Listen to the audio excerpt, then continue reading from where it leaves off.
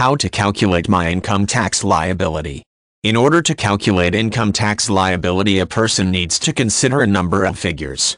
Depending on where the taxpayer lives and to what entity he is required to pay taxes, he will usually need to add his income and then subtract any allowed deductions and credits. This will leave a figure that represents the amount of money on which the taxpayer must pay taxes. Finally, the taxpayer may need to apply a percentage as provided by the taxing agency by multiplying his adjusted income by the tax percentage rate. The answer would be the taxpayer's liability. A good place to start is with figuring out the total amount of income the person has received for the year. Depending on the taxing agency's regulations, a taxpayer may have to include income he earns, certain types of unearned income, and gifts. He may also have to include income and interest from investments. In some cases, property acquired within a taxing period may count as well.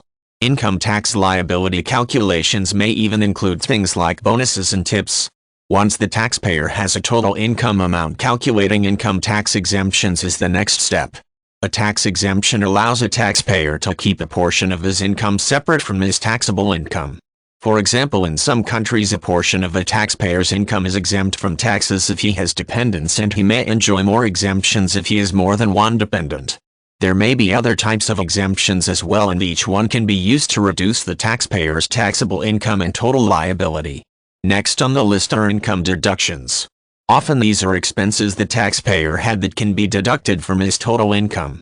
For example, in some countries, a taxpayer can deduct a portion of his business expenses from his taxable income.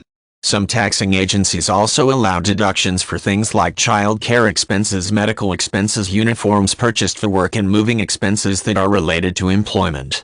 After using exemptions and deductions to reduce taxable income, a taxpayer typically refers to the taxing agency's guidelines to calculate his income tax liability.